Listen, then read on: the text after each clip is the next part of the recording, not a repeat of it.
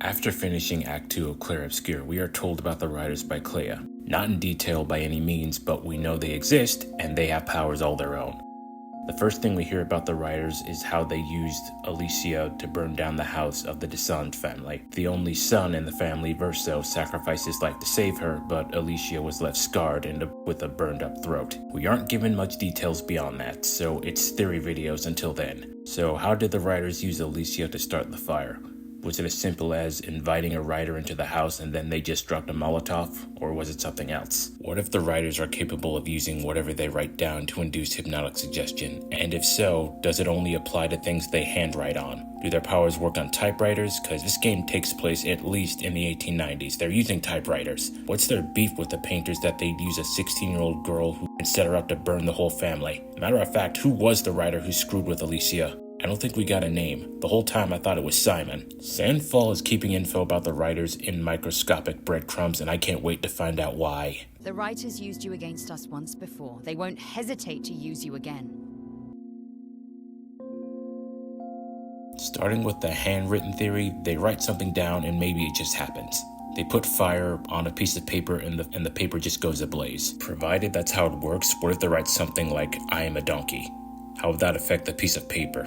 That's not as blunt as writing down fire or burn. Provided my theory of the writers being able to introduce hypnotic suggestion from something they wrote would either work, one, by having that person read the sentence and then it just takes over their mind right then and there, or two, they write down whatever it is they want the victim to do and have them ingest that parchment without their knowledge and activates it that way. I don't think that theory has any ground, but I can't rule it out. Which has got me thinking how this would be interpreted through writings like poetry or musical lyrics. If a writer reads those words out loud, does something happen? Now, if I'm right, and the writers are capable of writing words down for immediate reactions and hypnotizing people, that must require certain conditions, and a toll to affect the real world. Blood, perhaps?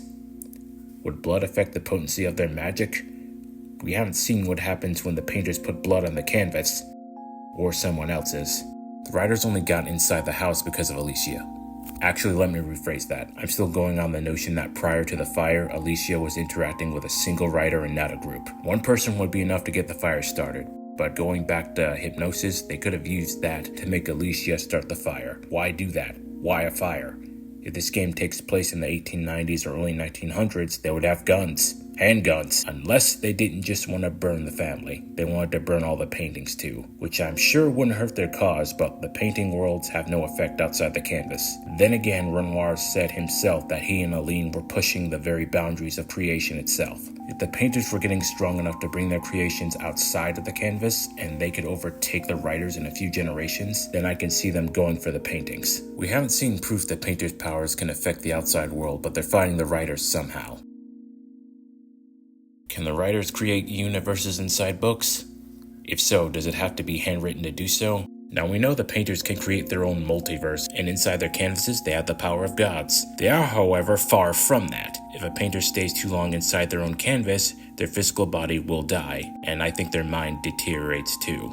I don't pretend to know 100%. Prior to the game, Aline was already suffering from grief and broke her own rules regarding staying inside canvases.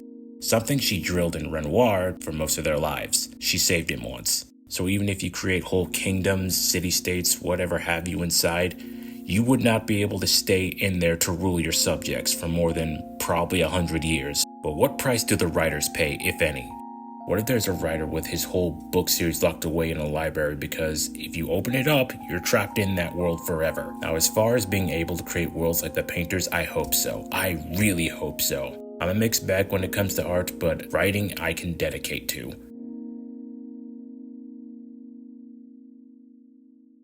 There's something I hadn't considered, something that both excites me and terrifies me. Let's say there's a master writer equal to Renoir or even Aline in their craft. Perhaps they would be capable of using their writing to affect our world to a degree the painters can affect the canvas worlds. What if there was a writer that could create the Death Note? I'm not talking about a full-fledged Death Note, no Shinigami. I mean a Nerf version like back when Ryuk wrote down the fake rules in his Death Note. Because we still don't know the limits of the writer's powers or what price they would have to pay to push them to their limit. Imagine they write down someone's name and they just flat out die. Of course, if this did work like the Death Note nerfed or not, they would need a name and a face. You need to picture who you want to die if you want the Death Note to work, along with their real name. For all we know, their powers already work like that. That's why they played the long con with Alicia. I really hope this theory pans out, because this would bring back the concept of the Death Note back to modern audiences. And definitely not because I want the power for myself or anything. Anyway, that's what I've been theorizing about the writers so far. What do you guys think? Speaking of the writers, I really want to meet the writing team in Sandfall for this game. I have so many questions.